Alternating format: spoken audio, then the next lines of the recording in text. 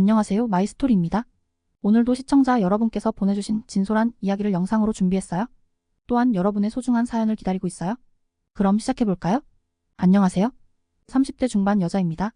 집안 얘기를 어디다 털어놓기도 못하고 무엇보다 너무 답답해서 여러분들께서 따끔한 질책해주시면 오빠에게 링크 보내서 보여주려고 씁니다. 저희 오빠는 16년도에 결혼을 하고 이남일녀의 자식을 둔 아빠입니다. 아버지 가업을 물려받아 같이 일하고 있고 큰 업체는 아니지만 열심히 성실히 일하는 가장입니다. 새언니는 결혼 전에도 후에도 직장에 다닌 적이 없으며 지금까지 가정주부를 하고 있고 힘들지만 다복한 가정을 이루고 살고 있다고 생각했었습니다. 그런데 어느 날 오빠가 사진을 카톡으로 여러 장 보내더라고요. 동영상도 있었습니다. 진짜 말도 안 되게 더러운 오빠네 집안 사진이었습니다.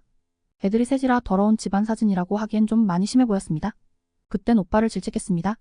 언니 애들 보느라 힘든데 오빠가 좀 치우라고 했어요.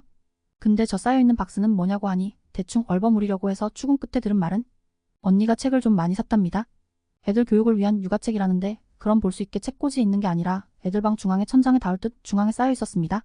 그러고 오빠가 하는 말이 아무리 팔은 안으로 굽는다지만 이해하기 힘든 얘기를 하더라고요.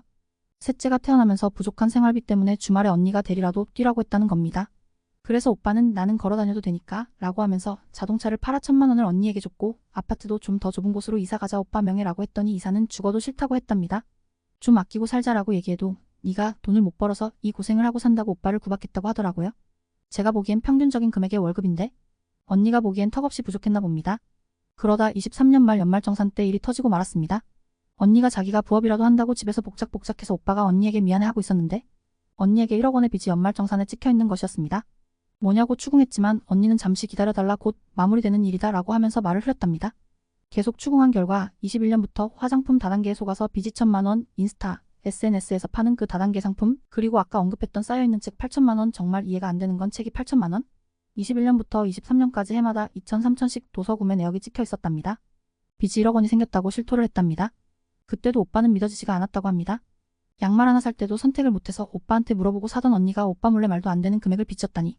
그런데 언니의 행동은 더 가관이었습니다. 이때도 당당히 네가 돈을 못 벌어서 내가 사기를 당한 거다 라고 얘기를 했다더군요. 갚아달라고 뻔뻔하게 얘기했고요. 그러다 오빠가 갚아줄 것 같지 않자 저희 부모님을 찾아왔습니다. 아드님이 돈은 적게 벌고 본인이 뭐라도 해보려 해서 빚을 지게 됐다 갚아달라고요. 부모님은 너무 어이없어 하셨지만 차차 같이 갚아보자 라고 얘기했습니다. 오빠는 야간 알바를 구했습니다. 그 후로도 자잘한 거짓말이 계속되자 오빠가 홧김에 이혼을 하자고 했습니다. 언니는 친정으로 갔다. 그 다음날 오후에 돌아왔고요. 오빠는 화해를 신청하고 내가 잘못한 부분이 있으면 얘기해달라고 하였고 언니가 말하길란 우리 집에 제일 잘난 사람인데 당신은 나를 떠받들어주지 않는다. 내가 하는 집안일에 대해서 너무 간섭한다. 라고 말해서 같이 개선해보자 라고 말하고 화해했다고 생각했답니다. 그 뒤로 한 달 후 경찰을 불렀답니다. 부부간의 성폭행이 이루어졌다고? 오빠는 정상적인 일이라고 생각했는데 언니에겐 그게 아니었나 봅니다. 오빠가 100번 잘못한 건 맞습니다. 오빠는 계속해서 사과했고 언니는 경찰에 접근금지 명령을 신청했습니다. 이혼소장을 보냈을 때는 모든 건 오빠의 탓이고 자긴 잘못이 없다. 라고 써있더군요. 오빠는 잘못했으니까 그걸 또 받아들였습니다. 그때도 오빠 집에 아이들과 거주하고 있었습니다. 접근금지 명령을 받고 이 미련한 오빠 새끼는 5월 5일 어린이날 근처에 아이들이 너무 보고 싶어 유치원에 찾아갔고 거기서 언니를 마주치자 언니가 경찰을 불렀다 합니다. 마주칠 때마다 계속 경찰에 신고. 부모님이 소송 취하를 부탁했지만 취하하면 자기 이혼할 때 불리하다며 거듭 거절 의사를 밝혔답니다. 저희 가족은 그때 모두 멘탈이 박살나 있었죠. 그런 상황에서도 오빠는 이혼은 절대 안 된다고, 아이들을 이혼 가정에서 키울 수 없다고 등신같이 법원에서도 이혼 이사가 없다고 하였습니다. 근데 법원은 언니 손을 들어주었습니다. 이혼이 성립되었습니다. 걱정되는 건 사회생활을 태어나서 한 번도 안 해본 언니가 혼자 양육비만 가지고 애들을 키울 수 있을지도 의문입니다.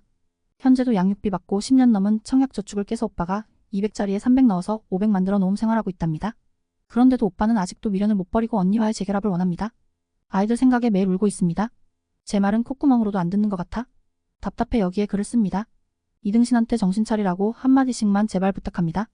여러분의 구독과 좋아요는 큰 힘이 됩니다.